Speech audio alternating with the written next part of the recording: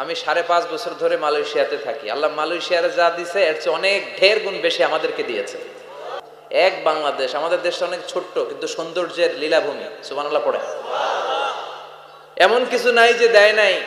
কি পাহাড়, কি সাগর, কি নদী, কি সবুজ। সমস্যা হয়েছে দুর্নীতি। সমস্যাটা কি? আমাদের দেশের পর্যটন মোটেল, পর্যটন কর্পোরেশন আর ট্যুরিজম যে মিনিস্ট্রি আছে, এটা যদি সুন্দর প্ল্যান করে এই দেশটাকে কাজে লাগাতে পারতো, আমরা ট্যুরিস্টদেরকে জায়গা দিয়ে কুলাতে পারতাম না।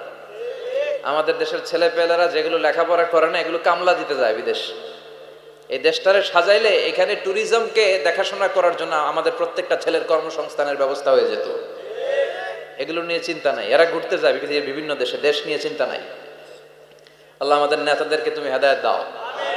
এজন্য ঘুরবেন, দেশটাকে ঘুরবেন। আমি আমার ছোটবেলাতেই পুরো বাংলাদেশ ঘুরে ফেলছি। আমি যখন দাখিল, আলিম, এসএসসি, এইচএসসি দেই, তখনই আমি বাংলাদেশ কাবার। কারণ ঘুরতে খুব পছন্দ হতো। কত সুন্দর দেখার মতো জায়গা আল্লাহ বাংলাদেশে রেখেছে। আপনি পঞ্চগড়ে গেলে দেখবেন কাঞ্চনজঙ্ঘা, ওখানে দাঁড়ালে আকাশটা ক্লিন থাকলে হিমালয়ের পাহাড় দেখা যায়। বাংলাদেশ থেকে দাঁড়িয়ে কাঞ্চনজঙ্ঘা থেকে হিমালয় দেখা যায়। ওই জায়গাটারে যদি ট্যুরিজমের জন্য প্রমোট করা হতো, lakh lakh tourist Europe America থেকে ছুটতো। এখন এই দেশে আসে না, সিকিউরিটি নাই, কোনো নীতিমালা নাই, কোনো নিয়ম কানুন নাই। এজন্য এই দেশে আল্লাহর রহমত নাই। একের পর এক গজব দিয়ে আল্লাহ আমাদেরকে পরীক্ষা করছে। চিল্লা এখন ঠিক কিনা?